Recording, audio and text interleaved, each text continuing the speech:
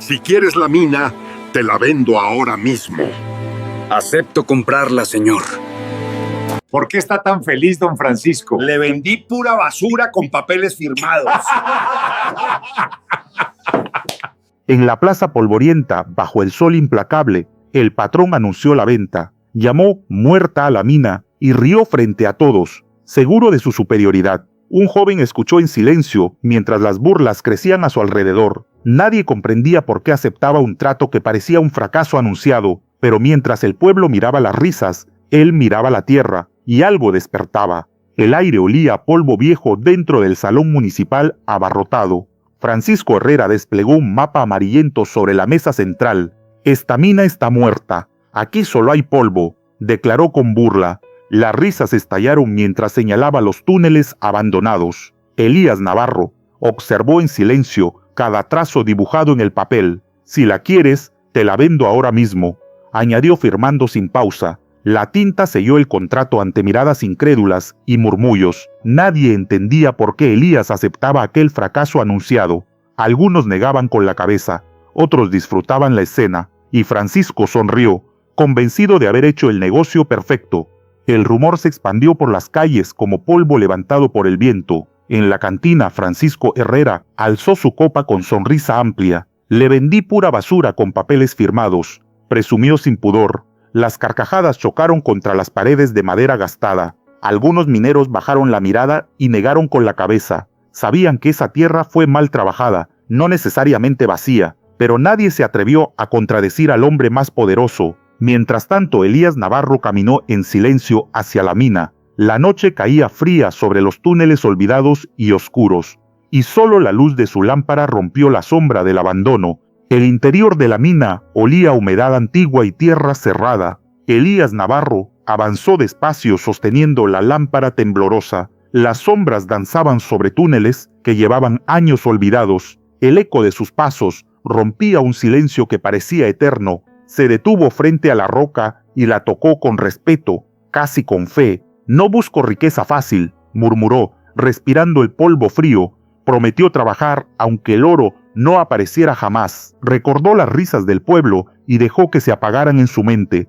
No quería demostrar nada, quería construir algo verdadero, y en esa oscuridad dio el primer paso hacia su propio destino. El amanecer encontró a Elías cubierto de polvo y determinación. Comenzó retirando escombros que otros dejaron por impaciencia. Observó túneles torcidos, golpes dados sin método ni estudio. Buscaron rápido y se rindieron igual. Pensó en voz baja. Notó un cambio sutil en el color de la roca más profunda. Una veta tenue asomaba donde nadie quiso mirar. Decidió cavar justo allí, lejos del camino fácil y evidente. Cada golpe resonaba firme en el silencio del túnel. Sus manos sangraron sobre el hierro frío del martillo. Pero Elías Navarro no se detuvo ni un solo instante. El golpe del martillo cambió de tono en la profundidad del túnel. No fue seco ni hueco, fue un sonido firme y contenido.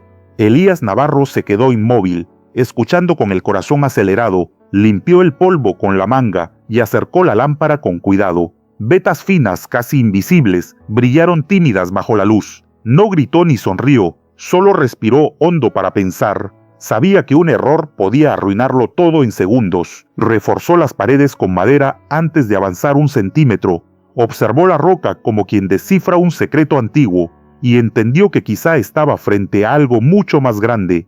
La lámpara iluminó una línea dorada que no se interrumpía. No era polvo suelto, era una veta firme incrustada en la roca. Elías Navarro pasó los dedos con cuidado, confirmando su continuidad. Sintió un nudo en la garganta, pero contuvo cualquier euforia. Miró alrededor y entendió lo evidente con claridad dolorosa. Nadie excavó lo suficiente, todos se rindieron antes de tiempo. La mina no estaba muerta, estaba mal trabajada y olvidada. Respiró profundo y reforzó el túnel con mayor precisión. Sabía que el hallazgo exigía paciencia, no prisa ni ruido, y decidió proteger aquel brillo como quien protege su destino. En la hacienda, el aire ya no sonaba a celebración, sino a rumores.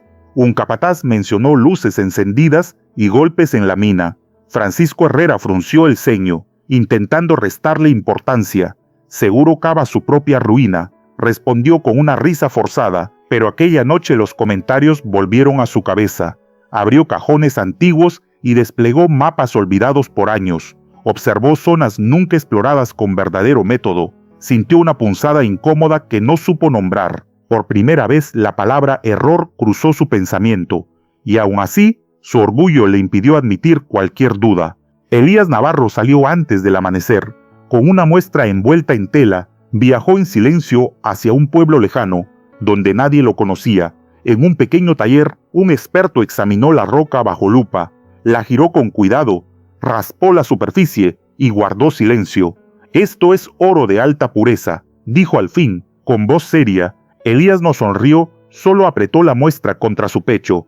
Comprendió que no era un hallazgo común ni pasajero. Agradeció sin revelar el origen exacto del mineral. Entendió que la fe ahora debía convertirse en estrategia y decidió avanzar por el camino legal antes que el ruidoso. Elías Navarro reunió el contrato y mapas con manos firmes. Caminó hacia la oficina pública, bajo miradas curiosas y tensas. Solicitó el registro formal de la operación sin alzar la voz. Entregó permisos, planos y cada documento exigido por ley. El sello oficial cayó sobre el papel como un golpe seco. Todo quedó en regla, sin vacíos ni atajos dudosos. La mina dejó de ser rumor y pasó a proyecto legítimo. La noticia llegó pronto, hasta la hacienda de Francisco Herrera. Revisó el contrato con su abogado buscando una grieta y entendió que aquella venta no podía revertirse jamás. Elías Navarro contrató ayuda mínima, hombres de confianza y silencio. Organizó turnos cortos y reforzó cada tramo del túnel. Estableció normas claras,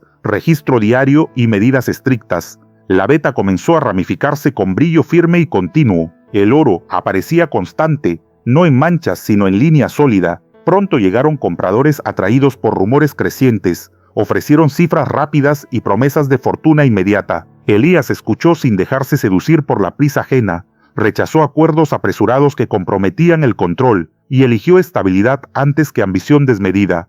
Una mañana gris llegaron intermediarios con trajes y sonrisas tensas. Traían papeles ambiguos y promesas disfrazadas de ayuda.